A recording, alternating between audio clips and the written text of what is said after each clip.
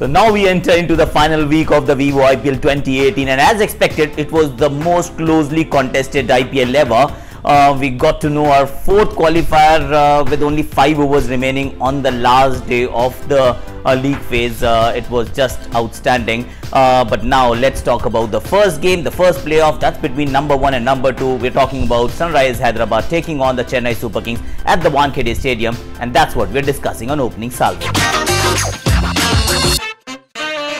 Sunrisers Hyderabad has been the team to beat. In fact, 2/3 of the season they were almost unstoppable, but there was one team that became the bogey team. That was CSK. Defeated them twice, home and away, both times a high scoring encounter, and they ended up on the wrong side of the results. That's the Sunrisers Hyderabad, and lately they've also lost steam. You look at their campaign, 2 losses in the first 11 games and then 3 in 3 to finish the league phase. They must be wondering what's gone wrong and how to put that back in order. You look at the Chennai Super Kings, they did drop a game against DD. They did make a few strange tactical moves against Kings 11 Punjab, but they always end up on the winning side. In fact, in the 9 seasons that they have contested in the Vivo IPL, they have qualified for the playoffs every single time. It speaks loads about how good the franchise is, and also tells us what Mahendra Singh Dhoni means to that team, because he's ensured his captaincy, the way he's allowed people to mature and flourish has been the hallmark and has been the differentiator. Chennai Super Kings is once again a title contender. The 2 games that were played between these two sides, Sunrisers versus CSK in the league phase, you'd find there was one common factor. That was Ambati Rayudu. Scored runs in Hyderabad, a 70-80, a knock of great relevance, and then scored a century in a winning cause, chasing a decent total down in Pune. You know that he's got the better of the Sunrisers Hyderabad bowling attack, which otherwise has been exceptional. In fact, in the first two-thirds of the season, we thought that they can defend anything, but not when they were bowling to Ambati Rayudu. He belongs to Hyderabad, but has never played for that franchise. He's been with Mumbai, he's been now with the CSK, and CSK somehow has got the best out of him. He is my batsman to watch out for once again in this big playoff game on the 22nd of May. If you're looking at Ambati Rayudu, then you must look at Rashid Khan, who was taken to the cleaners in the first game that these two teams played in Hyderabad. He bounced back strongly, yes he did, and was quite effective in the game that was played in Pune. Didn't really take a lot of wickets, but he was not someone who was clobbered around the park. Once again, I'm expecting him to have a bigger say. I'm remembering that 118 that Sunrisers Hyderabad defended, the only game that they played at the Wankhede Stadium this season.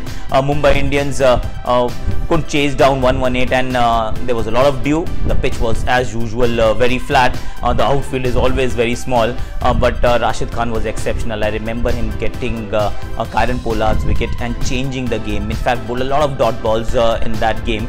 So Rashid Khan will be my man once again. If he can get the better of Ambati Rayudu especially, and someone like Mahendra Singh Dhoni, I think he can turn the game in his team's favour.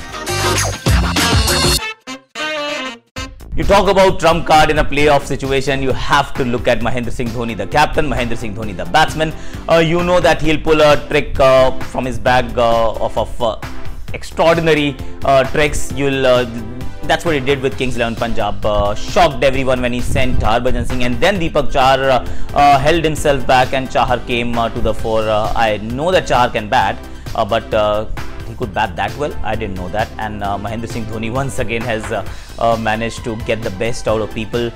So you expect him to do that as a captain. He'll be very calm under pressure. He knows where he's more like a shepherd who knows how to just guide the game in the direction and to a place where he wants that to be. So as a captain, he's very, very handy in the playoff situations. And as a batsman, with the Billings not firing and Jadeja not really contributing as much with the bat, you know that the onus is on Mahendra Singh Dhoni in the middle order. In case the top order fails, that can happen. Shane Watson, Ambati Rayudu, Suresh Raina. If they 2 of the 3 fail, you know that it will be down to Mahendra Singh Dhoni to take the team home. It's Wankhede Stadium. Once again, Dhoni has done it before. I'm going with him as my trump. I'm going with Deepak Chahar. Ngidi and Shardul Thakur, maybe a little bit of Dwayne Bravo too, Kane Williamson and Shikhar Dhawan. The two openers, not the two openers, but Shikhar is opening, Kane is at number 3.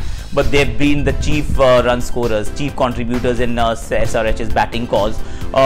And with the big stage, they haven't really lost steam. The bowling may have petered off a little bit.